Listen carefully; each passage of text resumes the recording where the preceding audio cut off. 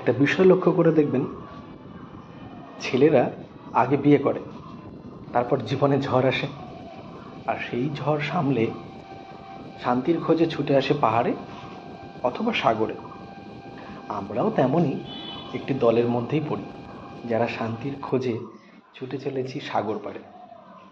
নমস্কার, আমি আদি, সঙ্গে মনোজকে নিয়ে চলেছি সাগর পাড়ে।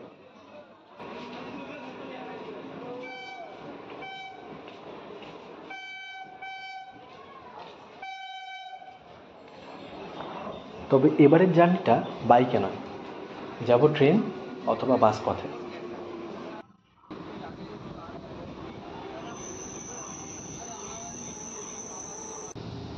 কাঁচরাপাড়া নেমে সকাল 5:35 মণিকাঞ্চন এসি বাসের টিকিট করলাম।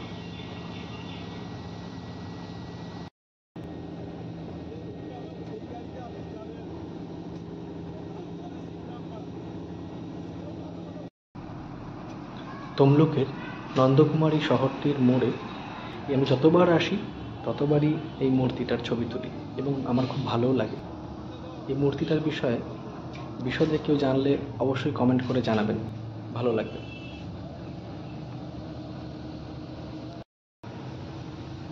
আমারও একদিন এমন একটি বাইক গ্রুপ হবে, যাব দূর দূরান্তে, কারণ যত জায়গাতেই ঘুরি না কেন বাইক ট্যুরের কোনো বিকল্প হয় না।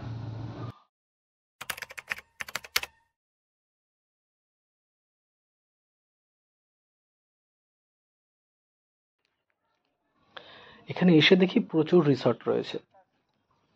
রিসর্ট আগে থেকে বুকিং করা না থাকলেও স্পট বুকিংয়ে আশা করি কোনো সমস্যা হবে না। আমরা উঠেছিলাম তাজ ভিলা রিসর্টে, আমাদের অবশ্য অ্যাডভান্স বুকিং ছিল।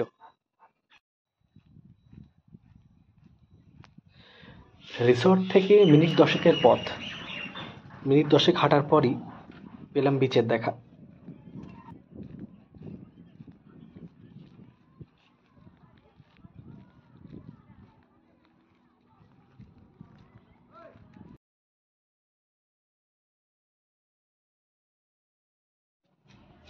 এই সেই বিখ্যাত কেয়া ঝোপের বাগান, যেটা তাজপুরের একটা অন্যতম বৈশিষ্ট্য। শোনা যায় এই কেয়া ঝোপের আড়ালে একসময় বন্য কুকুর দেখা যেত, এখন অবশ্য তেমন কিছুই নেই। ভোরের দিকে আসলে প্রচুর পরিমাণে লাল কাঁকড়াও দেখতে পাবেন।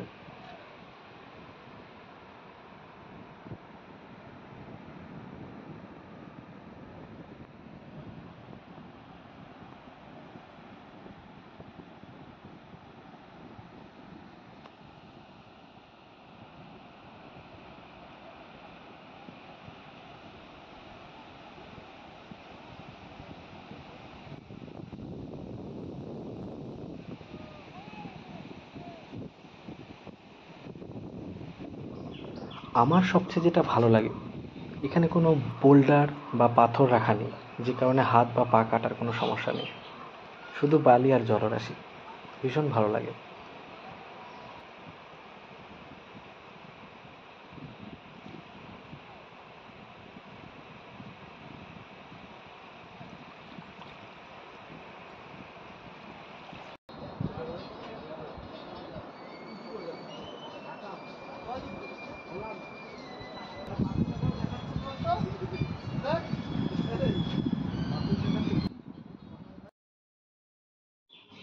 পুরনো বন্ধুদের নিয়ে এখানে অবশ্যই একবার যাবেন, অনেক কিছু ফিরে পাবেন, কথা দিচ্ছি।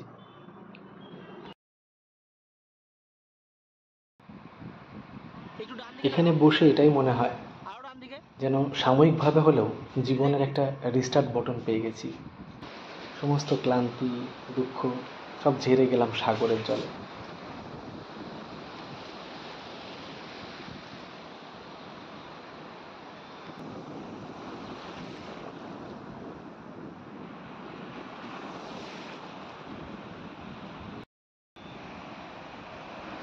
অনেকে ত্বকের যত্ন নিতে, চুলের যত্ন নিতে পার্লার যায়, আমরা মনের যত্ন নিতে সাগর আসি বা কখনো পাহাড় যাই।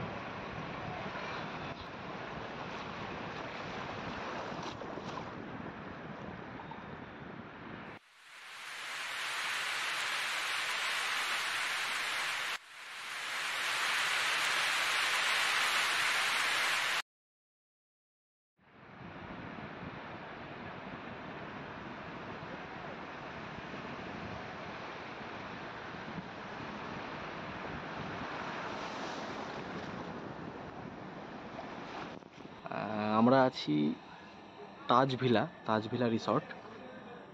তারই রাতের ভিউটা দেখাচ্ছি।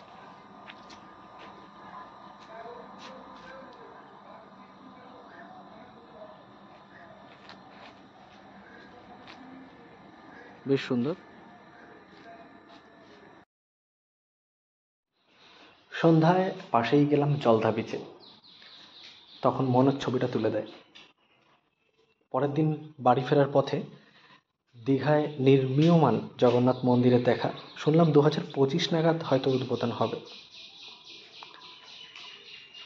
বিকেল 5:25 আমাদের ট্রেন, ফিরবো পাঁশকুড়া হয়ে।